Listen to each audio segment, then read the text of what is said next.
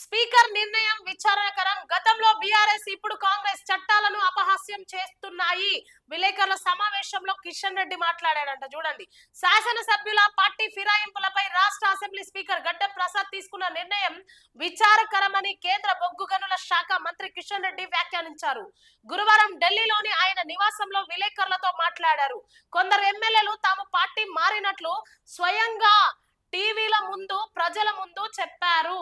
కొంతమంది బీఆర్ఎస్ లో గెలిచిన ఎమ్మెల్యేలు, ఇది వాస్తవమే, ఆల్రెడీ సోషల్ మీడియాలో కూడా ఈ వీడియోస్ వైరల్ అవుతున్నాయి. కొంతమంది ఏం చేశారంటే టీవీల ముందు చెప్పిర్రు, ప్రజల ముందు కూడా చెప్పిండ్రు, మేము పార్టీ మారుతున్నామని కండువలు కూడా వేసుకోవడం జరిగింది. ఇది స్పీకర్ ఇచ్చిన తీర్పు మీద ఇది విచారణకరం. ఎందుకంటే ఆల్రెడీ ఉన్నాయి కదా ఎమ్మెల్యేలు పార్టీ మారినట్టు. కానీ కేంద్ర మంత్రి చెప్తున్నాడు అనమాట కిషన్ రెడ్డి. చూడండి. ఆ కాంగ్రెస్ పార్టీకి అనుకూలంగా ప్రచారం కూడా చేశారు. ఇన్ని ఆధారాలు ఉన్నా వాళ్ళు పార్టీ మారలేదని స్పీకర్ చెప్పడం విచారణకరం. నేడు కాంగ్రెస్ గుర్తుపై గెలిచిన వారికి బీఆర్ఎస్ మంత్రి పదవులు ఇచ్చింది. ఇప్పుడు కాంగ్రెస్ కూడా అదే దారిలో నడుస్తోంది అని మంత్రి కిషన్ రెడ్డి అంటున్నాడు. మంచిదే.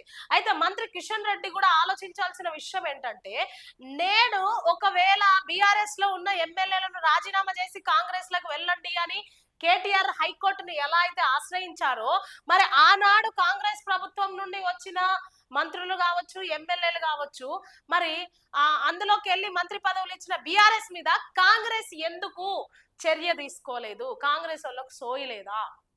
కాంగ్రెస్ వాళ్ళకు బుద్ధి లేకుండా అప్పుడు అందులో గెలిచిన ఎమ్మెల్యేలు కావచ్చు, మంత్రులు కావచ్చు, ఇందులోకి వెళ్ళినప్పుడు కాంగ్రెస్ ఏం చేస్తుంది? మరి కాంగ్రెస్ ఎందుకు హైకోర్టును కోరలేదు? ఎందుకు సుప్రీంకోర్టుకి పిటిషన్లు వేయలేదు? ఎందుకు స్పీకర్ను ఆశ్రయించలేదు అని చెప్పేసి ఈ రోజు మీరు ఆలోచించాల్సిన విషయం ఇది.